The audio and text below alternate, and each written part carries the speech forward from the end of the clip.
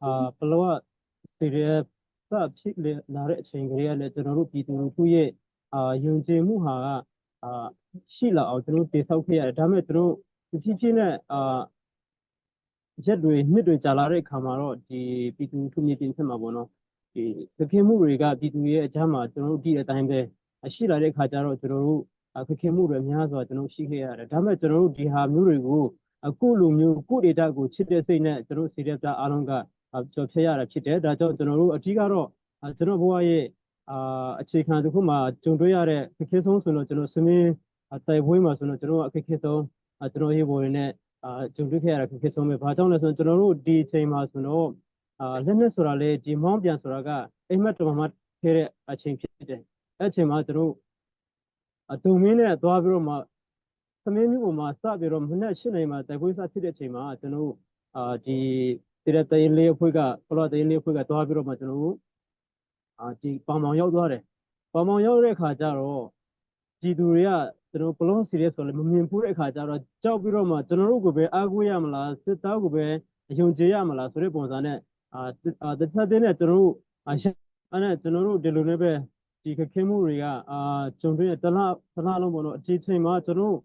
စီရဲဘလောမှာဒီတခုမှဒီ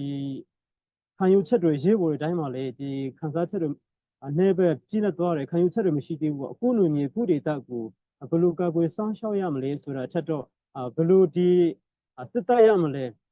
ဘယ်လိုအနိုင်ယူရမလဲဆိုတာစိတ်ဓာတ်ပဲရှိသွားတယ်ဒီချိန်မှာသူနိုင်ငံရေးစိတ်ဓာတ်ကိုဒီမျိုးချစ်စိတ်ဓာတ်ဆိုတာမရှိဘဲနဲ့ဒီရန်သူတစ်ခုလိုမုန်းတီးတဲ့စိတ်နဲ့တော်လှန်ရေးလုပ်တဲ့အချိန်မှာကျွန်တော်ခက်ခဲမှုအများစွာကျွန်တော်ဒီစိတ်ပိုင်းဆိုင်ရာရောကြုံတွေ့ခဲ့ရတာဖြစ်တယ်ဒီအချိန်မှာကျွန်တော်စမင်းတိုက်ပွဲမှာဆိုတော့ဟောပေါ့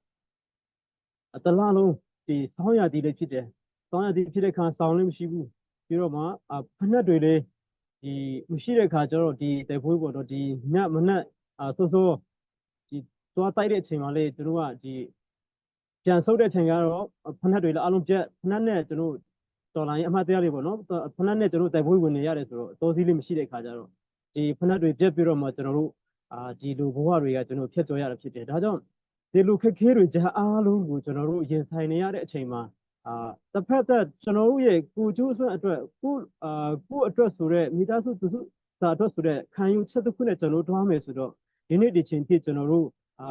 ရက်တည်နေမှာမဟုတ်ဘူးဒါပေမဲ့ကျွန်တော်တို့ရဲ့နှလုံးသားထဲမှာဆိုတော့ကိုနေမီဟာကိုကပိုင်ဆိုင်ရမယ်ကိုကံကြမ္မာကိုပဲဖန်တီးရမယ်ဆိုတော့ဘလောမျိုးနေဟာကျွန်တော်တို့ဖိုးဖောက်တွေပေးတဲ့နေမီဖြစ်တဲ့အတွက်ကြောင့်ကျွန်တော်တို့ပဲအတက်နိုင်ဆုံးအတက်နဲ့ရင်းပြီးတော့မှကျွန်တော်ရင်ဆိုင်ရမှာပဲဆိုတော့စိတ်ဓာတ်နဲ့ကျွန်တော်တို့ဒီနေ့ဒီချိန်ထိကြော်ဖျက်ရတာဖြစ်တယ်ဒါကြောင့်ကျွန်တော်တို့ဒီစမင်းတိုက်ပွဲမှာဆိုတော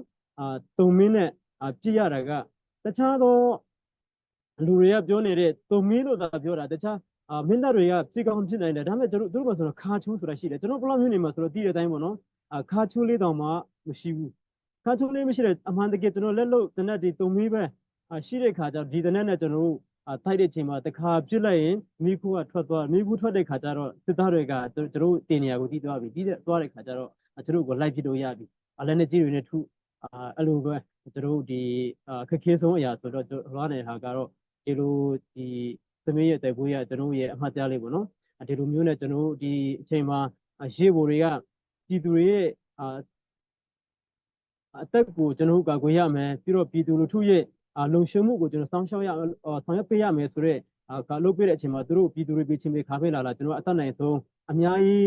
းမလုပ်ပေးနိုင်တောင်မှကျွန်တော်အသက်နိုင်ဆုံးပြည်သူလူထုကိုလည်းကျွန်တော်ဆောင်ရွက်ပေးတာရှိတယ်ဆောင်ပေးတာရှိတဲ့အချိန်မှာအဲ့ဒီအချိန်မှာကျွန်တော်တို့ရဲ့လုံဆောင်တဲ့အချိန်မှာကျွန်တော်ရေးပေါ်တွေရဲ့တခုကတော့အဆောင်မပါပြီးတော့မှတခါတလေဒီစားစရာပိုင်းမှာပေါ့နော်ကျွန်တော်စီရီယပလုံကဆိုတာကတေချာလေးပြည်သူတွေကလည်းမသိတဲ့အချိန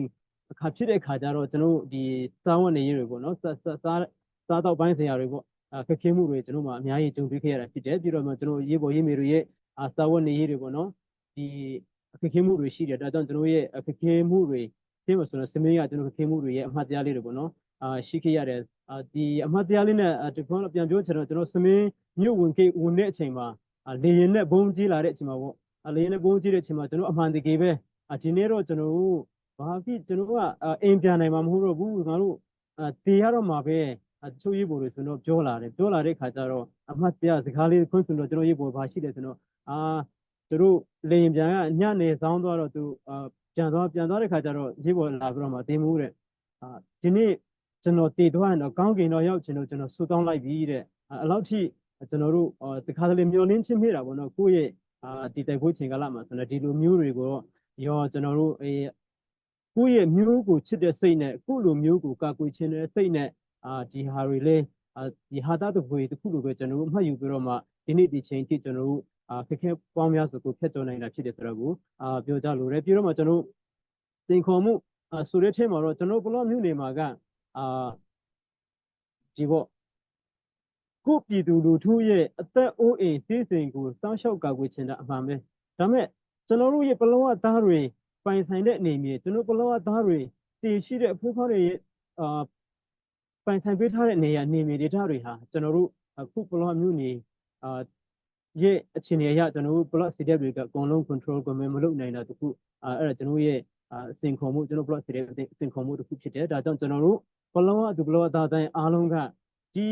ီအခန်းကဏ္ဍကိုဖြည့်ရှင်းနိုင်ဖို့ကတော့ပူပေါင်းပါဝင်ပြီးတော့မှကျွန်တော်တို့ဒီစင်ခေါ်မှုကိုကျွန်တော်ဖြည့်ရှာမှအဆင်ပြေမှာဖြစ်တယ်ဒါကြောင့်ကျွန်တော်လူငယ်တိုင်းဟာကိုယ့်ရဲ့အိမ်ကိုပိုးဖွားတွေကတည်ဆောက်ပေးထားတဲ့အိမ်ဟာပြုတ်ပြင်းမှွတ်မှန်နိုင်ဖို့အတွက်ကကျွန်တော်လူငယ်တွေရဲ့လက်ထဲမှာရှိတယ်ဒါကြောင့်ကျွန်တော်လူငယ်တွေရဲ့လက်ထဲမှာရှိတဲ့ဟာကိုအဖိုးဖွားတွေကလက်ဆင့်ကမ်းပေးထားတဲ့အိမ်တလုံးတောင်မှပြန်လေပြီးတော့မှမှတ်မှန်ဖို့အတွက်ကျွန်တော်တို့မပါဝင်နိုင်တော့ဘူးအိမ်တိုင်ကိုလည်းပြန်လေတည်ဆောက်ဖို့အတွက်အိမ်တလုံးပြန်တည်ဆောက်ဖို့အတွက်ကျွန်တော်တို့လေမပါဝင်နိုင်တော့ဘူးဆိုတော့ကျွန်တော်တို့ရဲ့အဖိုးဖွားတွေပေးထားတဲ့အိမ်ဟာဘယ်လိုအခန်းကဏ္ဍရောက်သွားမလဲဆိုတာကကျွန်တော်တို့ပလောကသူပလောသားအတိုင်းအားလုံးကသိကြမှာဖြစ်ပါတယ်ဒါကြောင့်ကျွန်တော်တို့ပလောကသားတွေဟာပလောကနေမီဟာအမြဲတမ်းကျွန်တော်ဒီပေါ့စီးဝေးတွေလုပ်တဲ့အချိန်မှာပြောပြလို့ရှိတယ်ပလောမြို့နေဟာကျွန်တော်တို့ပလောကသားနေတာဆိုင်တယ်ဒါကြောင့်အင်ရှင်ဖြစ်တဲ့အတွက်ကြောင့်တခြားကျွန်တော်ချင်းပြည်နေနဲ့ဆိုရင်တော့ကျွန်တော်ချင်းလူမျိုးနဲ့ဆိုင်ပါတယ်ဟုတ်တယ်ဒါမှမဟုတ်ဒါပေမဲ့ကျွန်တော်တို့အခုဒီကကိုရေးမှာဆိုတော့ဒေတာအသီးသီးနဲ့ရှိတယ်ပလောကရေမတူပီရေမင်းတပ်ရေရှိနေတယ်ဒါတော့အဲ့လိုမျိုးအခန်းကဏ္ဍတွေရှိတဲ့အချိန်မှာကျွန်တော်တို့ပလောကသားတွေကပလောကမြို့နေဟာကျွန်တော်ပလောကသားတွေရဲ့အိမ်ဖြစ်တယ်ဒါကြောင့်ကျွန်တော်တို့အိမ်ဟာကိုယ့်အိမ်ကိုလက်ပတ်ဖို့အတွက်တန်ရှင်းဖို့အတွက်ဖွံ့ဖြိုးဖို့အတွက်အစစရအားလုံးဟာကျွန်တော်ပလောကသားနဲ့တက်ဆိုင်မှုရှိတယ်ဒီပလောကသားနဲ့တက်ဆိုင်မှုရှိတဲ့အရာအားလုံးဟာကကျွန်တော်ရဲ့ပလောကမြို့နယ်ရဲ့အစဉ်ခေါ်မှုတွေအားလုံးကိုရင်ဆိုင်ဖြတ်ကျော်နိုင်ဖို့အတွက်ပလောကသားသူပလောကသူပလောကသားတိုင်းအားလုံးပူပေါင်းပါဝင်နိုင်မှတာအစဉ်ပြေမှာဖြစ်တယ်ဒါကြောင့်ကျွန်တော်မြေပြင်မှာအမှန်တကယ်ရှေ့ပေါ်တွေကဖြတ်ကျော်တဲ့အချိန်မှာဒီတောတောင်တန်းကိုဖြတ်ကျော်တယ်တောတောင်တန်းဖြတ်ကျော်ပြီးတော့မှဒီကိုနေမြေကိုဒေတာကိုအမှန်တကယ်ဘယ်လိုအခြေအနေရှိလဲကိုယ့်ရဲ့ပထွေအနေထားတွေကိုယ့်ရဲ့နေနမိတ်လေးတွေပိုးဖွားရဲ့နေနမိတ်လေးတွေဘယ်လိုအခြေအနေရှိတယ်ဆိုတော့ကျွန်တော်ကကြည့်ရှင်တယ်ဒါပေမဲ့အခုချိန်မှာကျွန်တော်တို့ကြည့်လို့မရတဲ့ဘဝတွေကျွန်တော်ရှောက်နေရတာဖြစ်တယ်ဒါကြောင့်ဒီလိုဘဝတွေဟာကျွန်တော်တို့ဒီတိုင်းပဲထိုင်ပြီးတော့မှကြည့်ရဒီတိုင်းပဲကြည့်ရတော့မလားသို့မဟုတ်ကျွန်တော်တို့ရဲ့အစဉ်ခေါ်မှုလေးတွေပြီးတော့မှကျွန်တော်ခက်ခဲမှုလေးတွေကိုအတူတကွပလောကသူပလောကတိုင်းကပူပေါင်းပြီးတော့မှဒီအလွေဆုံးနည်းနဲ့အသက်နိုင်ဆုံးနည်းနဲ့ဖြည့်ရှင်းအဖြေရှာဖို့အတွက်မလူရှင်ကြတော့ဘူးလားပေါ့နော်ကျွန်တော်အဲ့လိုဒီအသေးဝဲတွေမှာမြေခွန်ထုတ်ပြလို့ရှိတယ်ဒါကြောင့်ကျွန်တော်အခုဘလော့သူဘလော့သားတိုင်းအားလုံးလေးမြတ်တရားခံချင်တာတော့ကျွန်တော်တို့ရစ်စင်ခေါ်မှုတွေကျွန်တော်တို့ရဲ့လိုအပ်ချက်တွေစီတဲ့ပလော့ရဲ့လိုအပ်ချက်တွေအားလုံးကိုဖြည့်ဆည်းပေးနိုင်ဖို့အတွက်ကကျွန်တော်တို့ရဲ့ပလော့သားနဲ့ပဲသက်ဆိုင်တဲ့ဒါကြောင့်ကျွန်တော်တို့အမြဲတမ်းဒီဒုက္ခပေါင်းများစွာဒုက္ခပေါင်းများစွာဒီမြေပြင်မှာအတက်နဲ့လူပြီးတော့မှဒီတောတောင်သားမှာဖြစ်ကျော်ခဲ့ရတယ်။ဘာကြောင့်လဲဆိုတော့ကျွန်တော်တို့မိဘရဲ့နေမြေဒေသကိုချစ်တဲ့စိတ်နဲ့ပဲကျွန်တော်ဖြစ်ကျော်ရတယ်ဆိုတာကိုလည်းအလုံးသိစေချင်တယ်။ဒါကြောင့်ကျွန်တော်တို့တောမှာနေတယ်။ဒါမဲ့တချို့တောလူတွေကတောမှာနေတယ်တချို့ကကလေးတွေဆိုတော့ဒီကျွန်တော် uniform လေးဝတ်တဲ့ခါကျတော့လာချင်းတယ်အမှန်တကယ်ရောက်လာတယ်ရောက်တဲ့အချိန်ကျတော့ဒီဘယ်တော့မှမပြောတော့ဘူးပေါ့ကျွန်တော်စီကံလေးနဲ့ရှိတဲ့ခါကျတော့စီကံလေးတွေတတ်မှတ်တဲ့ခါကျတော့သူတို့သိရစီကံတွေတတ်မှတ်တဲ့ခါကျတော့သူတို့ကအိမ်ပြန်ချင်လာတယ်ဒါကြောင့်ကျွန်တော်ရေးပေါ်မှာလေးအိမ်ပြန်ချင်တဲ့စိတ်တွေအိမ်လွှမ်းတဲ့စိတ်တွေတခါတလေတော့သူတို့ရဲ့ခံစားချက်လေးမှာရှိတာပေါ့ဒါမဲ့ဒီဟာအားလုံးကိုဘာနဲ့ကျွန်တော်နှစ်သိမ့်ရလဲဆိုတော့ကျွန်တော်တို့ဘလော့မြို့နေဟာငါတို့တာပိုင်ဆိုင်တယ်ငါတို့တာကကိုရမယ်ငါတို့နေမယ်ငါတို့ပိုင်တယ်ဆိုတော့စိတ်ကလေးနဲ့အမြဲတမ်းကိုယ့်ရဲ့အသက်ကိုပမာဏမထားပဲအမြဲတမ်းကျွန်တော်ကကိုရှင်တဲ့စိတ်နဲ့ပဲဒီတော်လိုင်းရေးကိုခက်ခဲပေါင်းမှုစုံများစွာနဲ့ဒီနေ့ဒီချိန်ထိချက်ကျော်ကျော်လွှားနိုင်ရတယ်ဆိုတာကိုကျွန်တော်ဒီအားလုံးကိုပြောကြတော့ပါဟုတ်ကဲ့အားလုံးကျေးဇူးတင်ပါတယ်